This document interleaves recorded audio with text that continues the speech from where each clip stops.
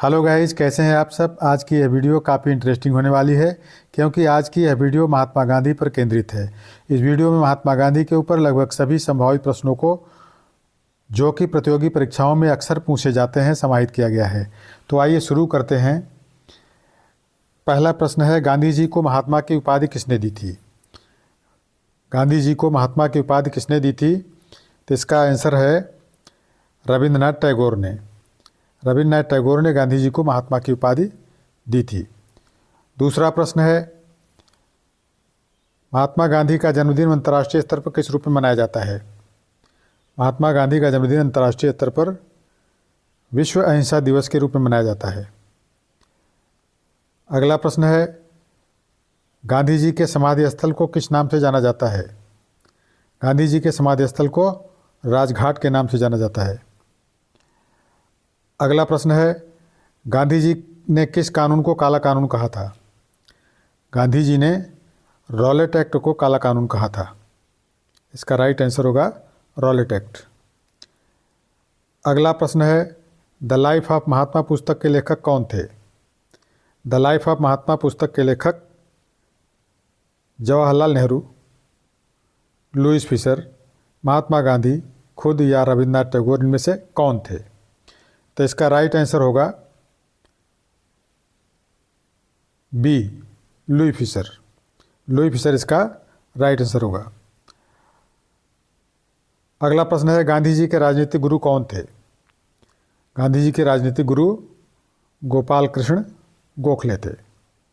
अगला प्रश्न होगा, महात्मा गांधी किस गोल में सम्मेलन में भाग लेने के लिए लंदन गए थे। महात्मा गांधी किस गोल में सम्मेलन में भाग लेने के लिए लंदन गए थे। तो यह है द्वितीय गोलमेज सम्मेलन जिसमें भाग लेने के लिए लंदन गए थे। अगला प्रश्न है, किस आंदोलन के साथ महात्मा गांधी ने भारतीय राजनीति में पदार्पण किया था। तो यह है चंपारण। चंपारण आंदोलन के साथ महात्मा गांधी ने भारतीय राजनीति में पदार्पण किया था। अगला प्रश्न है, महात्मा गांधी कांग्रेस के अध्यक्ष किस अधिवेशन में चुने गए थे। महात्मा गांधी कांग्रेस के अध्यक्ष किस अधिवेशन में चुने गए थे।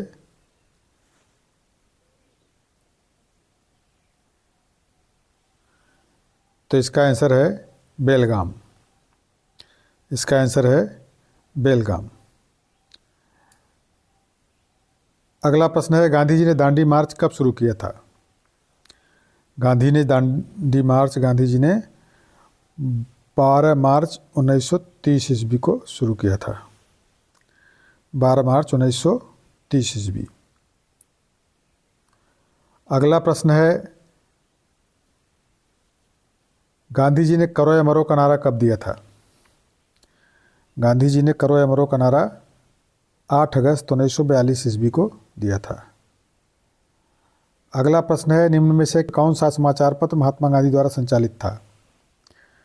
निम्न में से कौन सा समाचार पत्र महात्मा गांधी द्वारा संचालित था।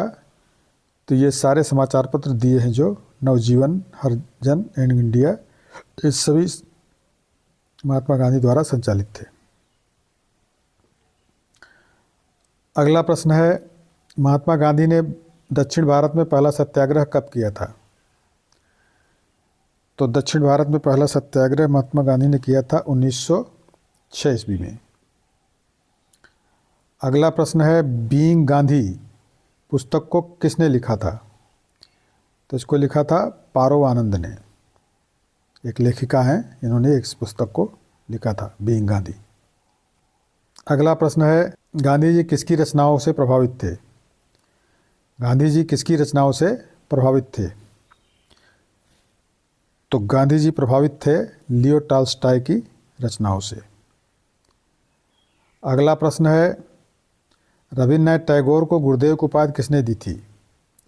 तो गुरुदेव की उपाधि रविंद्रनाथ टैगोर को महात्मा गांधी ने ही दी थी।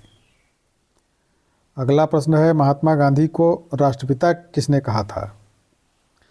तो राष्ट्रपिता महात्मा गांधी को सुभाष चंद्र बोस ने कहा था। अगला प्रश्न है, महात्मा गांधी किस धर्म के अनुयायी थे? किस धर्म के अनुयायी थे? हिंदू धर्म के। अगला प्रश्न है, महात्मा गांधी को अर्धनग्न फकीर किसने कहा था?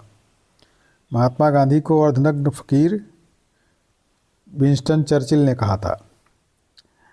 अगला प्रश्न है, महात्मा गांधी ने भारत में अपना पहला जन्म भाषण कहाँ दिया था? पहली पब्लिक मीटिंग कहाँ एड्रेस की थी मतलब? तो ये है वाराणसी में।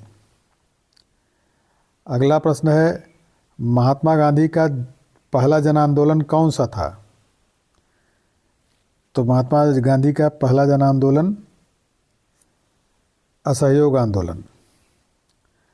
अगला प्रश्न है, किस आंदोलन में महात्मा गांधी ने भूख हड़ताल को एक हथियार के रूप में इस्तेमाल किया था?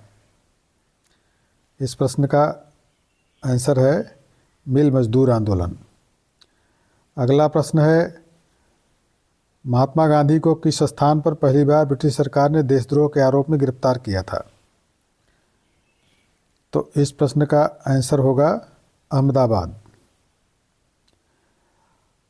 अगला प्रश्न है, गांधी जी के बचपन का नाम क्या था? गांधी जी के बचपन का नाम मोनिया या मनु।